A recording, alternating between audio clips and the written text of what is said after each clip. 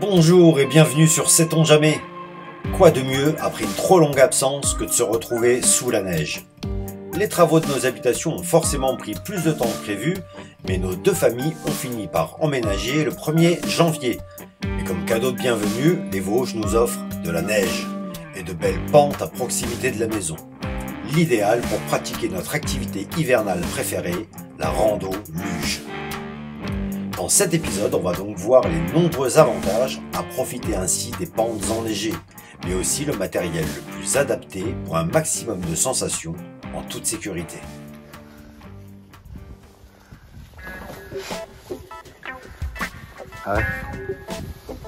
Dans rando-luge, il y a d'abord rando. On retrouve le plaisir de nos marches en dehors des sentiers battus, mais cette fois dans un paysage métamorphosé par la neige. Bonne poudreuse. Même si on n'est pas loin de la maison, on a vite l'impression d'être des explorateurs en terre inconnue. T'as des traces de lapin?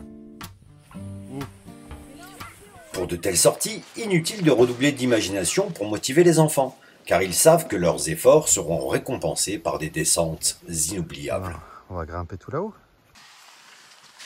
Quand on le fait, on le mérite. Le volant. Parce que la piste, on va prendre celle-là. Allez, c'est à 30 caisses. Avec un peu de temps, on peut multiplier les activités. Construire un igloo, faire une sculpture, se poser autour d'un petit feu et pourquoi pas bivouaquer. Mais aujourd'hui, on va se concentrer sur l'objectif de cet épisode, grimper le plus haut possible pour descendre le plus longtemps possible.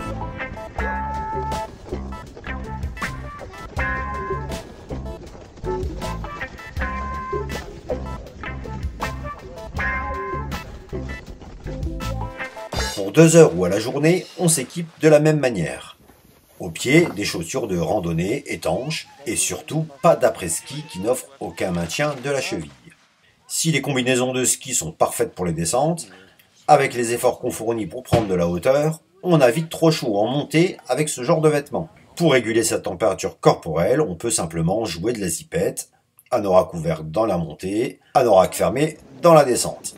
Des vêtements techniques, étanches et respirants sont bien adaptés, quoique un peu fragiles en luge hors piste. Un vieux jean avec un col en dessous feront également parfaitement l'affaire.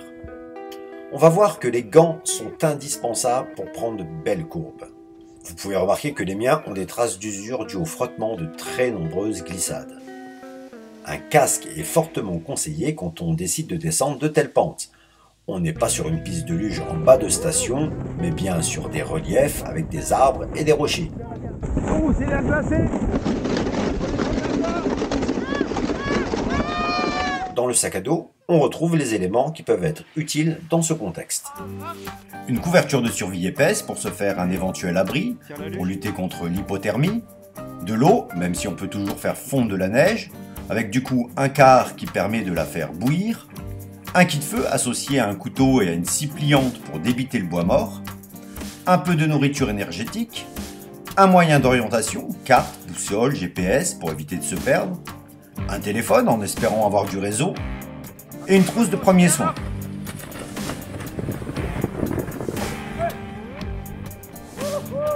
Une pelle à neige est un bon outil pour se construire un igloo, mais elle peut également sauver la vie en cas d'avalanche, à condition d'être également muni d'une sonde et d'un harva.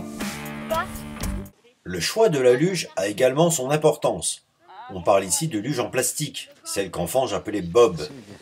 En plus des freins en plastique dont on se passerait bien, on a tendance à ajouter un volant qui ne sert à rien et qui devient carrément gênant quand on sait se diriger avec les mains. Comme les constructeurs rognent sur la qualité et l'épaisseur du plastique, les modèles actuels sont de plus en plus fragiles. La moindre pierre et c'est la casse assurée. Après tout, on est encore à l'ère de la consommation, du jetable, de l'obsolescence programmée. Ce Bob a bien 15 ans, on voit que c'est un plastique épais et malgré tout ce qu'on lui a fait subir, il est rayé mais pas fendu. Ça redescend après ou pas? En sachant qu'une coque fêlée réduit fortement la glisse car la neige s'y engouffre. Donc on va moins vite et on finit la descente dans un bac de neige. Pour la taille, 1 mètre de longueur permet à un adulte de descendre avec un enfant entre les jambes. En dehors des descentes, la luge se transforme en poulka. À la manière des explorateurs arctiques, on peut y transporter notre matériel, le sac pour soulager son dos, mais également les enfants pour leur permettre de récupérer un peu. À propos de Poulka, je cherche à savoir si elle permet également de descendre. Malgré mes recherches, je n'ai pas vu de Poulka utilisée comme un bob de descente. Si vous avez une expérience dans ce domaine, n'hésitez pas à la raconter en commentaire. Pour s'initier et apprendre aux enfants, on choisira plutôt un pré pentu, sans trop d'obstacles. Bon, on est pas mal. Donc là, il y a le propriétaire propriétaire du pré qui nous autorise à utiliser cette pente-là pour la luge. Donc idéal parce que du coup, pour apprendre avec des plus jeunes enfants, il y a un peu d'espace. Et puis une belle pente. Allez, on va tester ça. Voilà, là on est en haut. Ça a l'air pas mal. Une petite descente en virage. Donc les premières, ça va être plutôt tranquille parce que c'est pas tassé. Mais après, on devait prendre une belle vitesse. Vous êtes prêts? Sur ce genre de piste, on a tendance à tracer tout droit. La descente n'est pas bien longue, mais procure une bonne sensation de vitesse. Voilà, donc plutôt que descendre tout droit, on trace une diagonale et puis on va faire une piste un peu en slalom. Pour l'apprentissage, le spot parfait est un chemin assez large qui monte en lacet. On les trouve souvent en station, réservés aux raquettes et aux randonneurs, même si on vous fait parfois comprendre que la luge, c'est sur la piste de 30 mètres devant la terrasse. Et puis bon, on est dans le thème. Hein. Ah bah oui, on est dans le thème, on est de l'eau. Ah, le reste de l'équipe qui arrive. Une belle descente en perspective. Une fois qu'on maîtrise son engin, on peut dévaler des pentes plus raides avec des obstacles à éviter. Pour se diriger, on évite d'utiliser les freins en plastique, bien trop fragiles et surtout beaucoup moins sensibles.